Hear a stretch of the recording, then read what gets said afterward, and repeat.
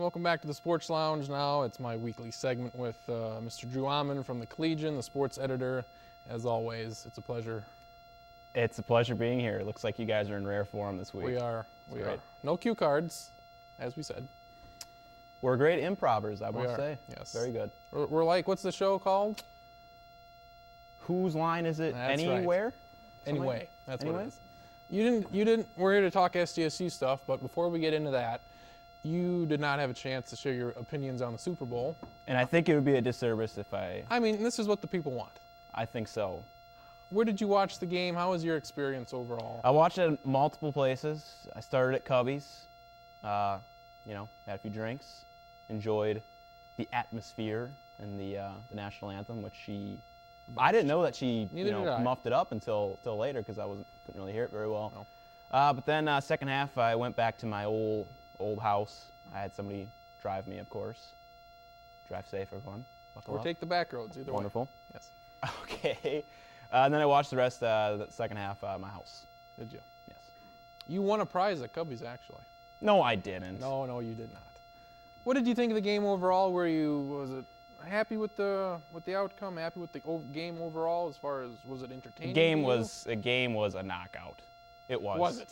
Really? And I'll tell you why. And it's not because of Aaron Rodgers' performance, which was absolutely dynamic. Don't Travis, say it. take it easy. Take it easy. Don't say it. His performance. It was. On the difficulty scale, so much of his throws were just on a seam. He was very accurate. He has a gun and he used it, and the throws that he made were absolutely incredible. They were. And his performance was great. I mean, imagine if Jordy Nelson catches the balls and everything. How many drops were there? 5, 6? At least 5 or 6. Yeah. It was truly a great performance. Something that was just amazing. But I think what really made it all the greater. Don't say it.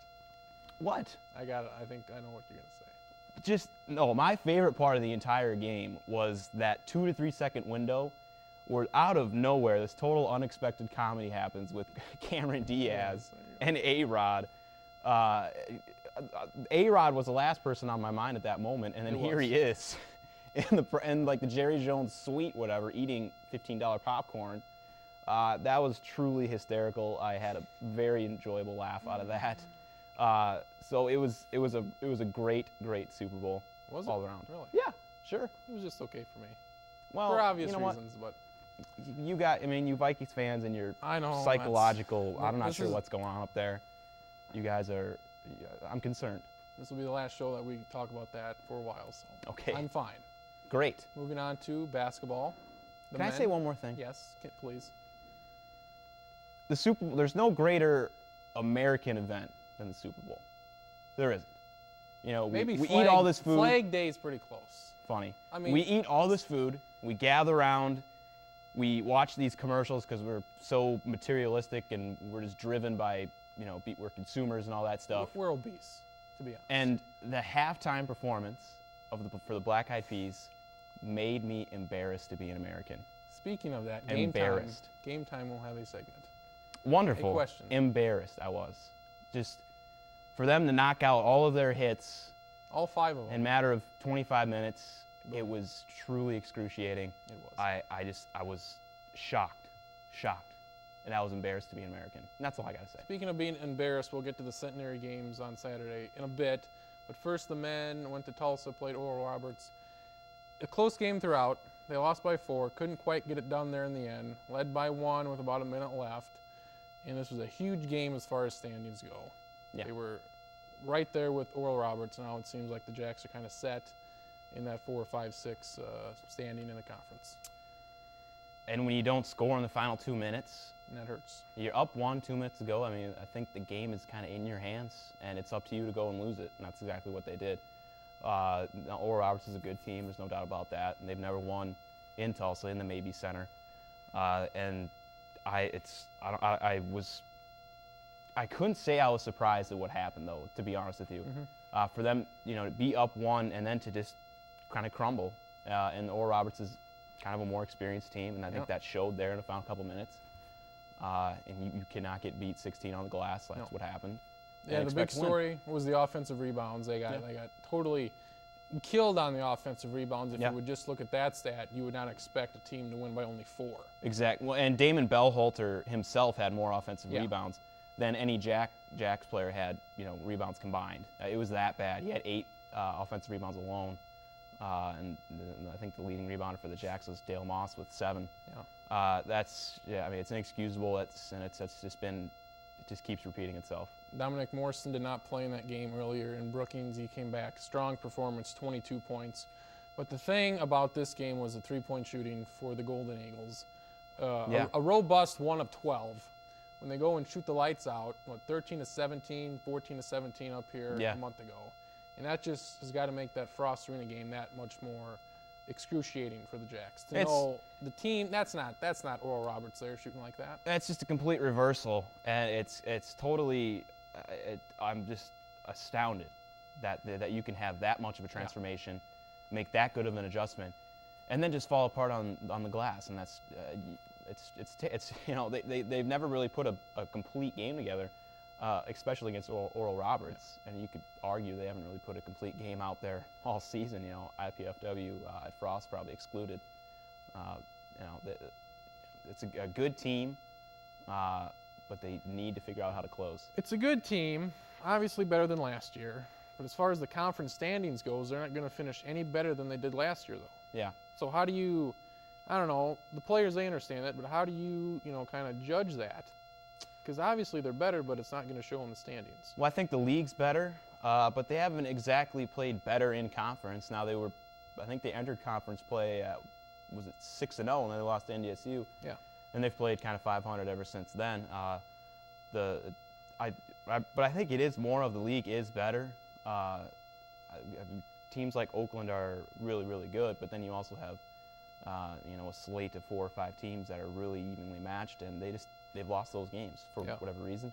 I don't think they're the 6th best team in the conference by any means. I definitely think when they're playing their best that they can play, I feel like they can compete, even with Oakland. I think the seeding is kind of overstated as far as where you want to be. I think if they're a 5 or 6, if they get matched up, I think their best matchup right now would actually be IPFW at this point. Yeah. Now if IPFW is a 3 and SDSU is a 6, that's fine with me. I would take that. I'd take that all the time. I think you should, and and in Sioux Falls, there'll be fan support there, so they still have a great chance of making a run. They just need to play good ball come March. They played Centenary on Saturday. They won by almost 30 points. Favorite moment of this rivalry throughout the years, all 4 or 5 years of it? My favorite moment? All of them. It's a tie. All of them. It's a tie. It's a tie between all of them. It's just a truly great rivalry. The Gold Dome down in Shreveport. Yes. The attendance was listed as 1,018, which is about 1,000 more than. And they had 400 people that got displaced from their seats from that game too. That's what's most incredible about it. Now that's kind of a mess there, but it was their homecoming. It was their homecoming. It was, yes. I think that's as many people as there are graduates at that school. 1,000. That's bigger than their enrollment. Well, good for the gentlemen. The one story of this game, even though it was the last game they'll ever play against Centenary, Clint Sargent sets the all-time record for three-pointers in a career. Great player, one of the all-time greats in SDSU, going to finish near top 5 all-time in scoring. Yeah. Austin Hansen's old record. Yeah, and I think one of the best pure shooters I've ever seen. He gets it off so quick, and when he's on, he's lethal. And the thing is teams respect him almost more than any other player on the Jacks roster. You always hear about how they game plan to keep Sargent under control, and so he's highly respected in the league. When he's done here, I think he'll have left a mark. Absolutely. Yeah. The women, they also beat Centenary. Huge game. Nothing really to talk about there. But moving on to next week, you have IUPUI coming into town and Western for the final doubleheader on Saturday night.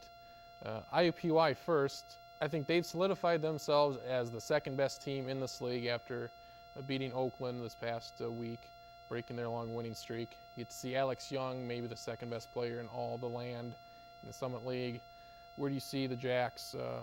They played them pretty good at Indianapolis early in their year. Well, I think they should play with their backs against the wall because I think they got to win these 2 games. You really don't want to lose these 2 and finish out on the road. But that's what they're going to do. So they need to win these 2 games. I think they need to win them both, absolutely. and I think they're capable of doing it. IUPUI is very good, but I think if you contain Alex Young, I think you're going to put yourself in a good position to win.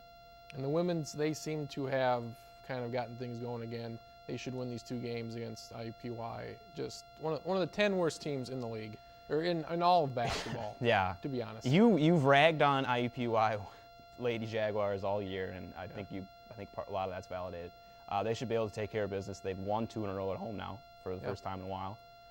So, yeah, I think the women will come out with some wins this weekend. Anything else to look forward to in the world of SDSU sports? To look forward to? Other sports coming up? Softball starts. Yeah, sure. I don't know. Pick up a paper Wednesday. Yes. A plethora of recruiting Yeah. business is there, so that's about all I got to add. Alrighty. They'll be back for game time, and coming up, the rest of us will get back up here, and the man over there, Blake Day, he'll break down the Senior Bowl, some risers, some fallers for the NFL draft coming up, and we'll also have game time, a special edition of game time with a trophy at stake here. You are watching the Sports Lounge.